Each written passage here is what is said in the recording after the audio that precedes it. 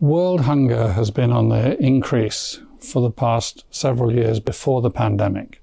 The situation is only made worse by COVID-19. The drivers of that increase in world hunger are, most importantly, violent conflict and then also climate change. So unless we manage to address the problem of conflict, unless we manage to build peace, we will not be able to build food security. Hunger also is very often part of the background to, or a triggering factor for violent conflict. So we cannot really build peace unless we build food security.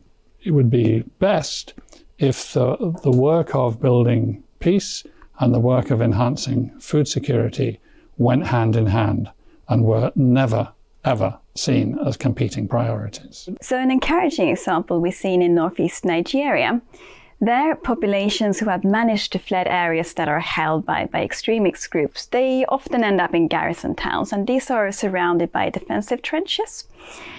And in these towns, they're cut off from their livelihood activities. They can't reach the fields where they used to cultivate. Aid agencies and organizations working in these areas has provided migrants with an opportunity to conduct small-scale agricultural cultivation in these trenches. Or they have also provided, for example, big canvas sacks or bags with soil filled with the right, which have the right moistures, the right nutrition content, where they can cultivate vegetables that meet part of their food needs. So an advantage of this is not only that this small-scale agriculture production allows people to meet their food needs, but it also enables them to maintain their farming skill and pass them on, which is really important in farming communities. The good news in the essay that we have put together for the Global Hunger Index is that this partnering of work on peace building and for food security is possible and is happening. We see several examples, several cases that show how work on food security contributes to peace, and of course how peace contributes to food security. Food interventions can also help generate the conditions needed to build peace.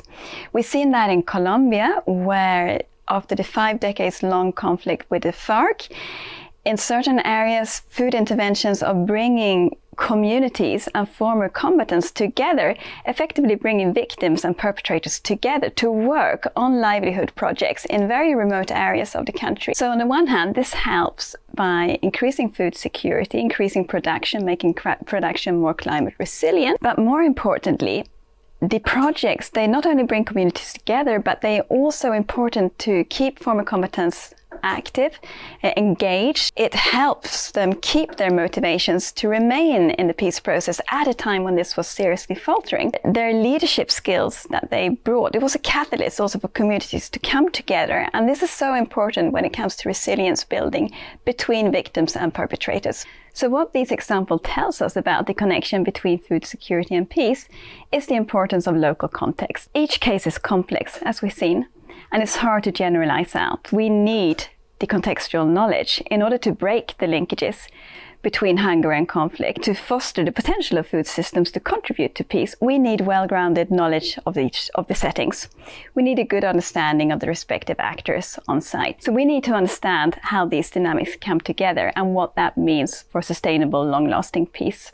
Our understanding of the relationship between peace and food and between conflict and hunger tells us, first of all, that if we're going to make progress on both of these issues, we need a very flexible and agile approach. We've got to take advantage of opportunities as they arise, and we've got to deal with problems as they arise. The second thing that means then is that we have to be working in partnerships. What we see is we look at the nexus between humanitarian work, development work and peace building. You shouldn't expect that any one organization has all the capacity and all the knowledge that is needed. You have to work in cooperation and in partnership. The third conclusion that we've drawn from our work is that this cooperation, these partnerships, they have to be real at what you might call ground level, in the local areas where the problems are being addressed. And they have to be inclusive of all of those people who have something to offer. And we think that the most efficient way to do this would be to bring these different actors together around the table in sort of food and peace hubs in local areas and have them working together. The last piece of the puzzle is that the financing has got to be available in a way that meets this need for flexibility, agility, cooperation and partnership. We have to get the funding out of the silos if we're going to be able to work in a multidisciplinary way. And that's what this set of problems is crying out for.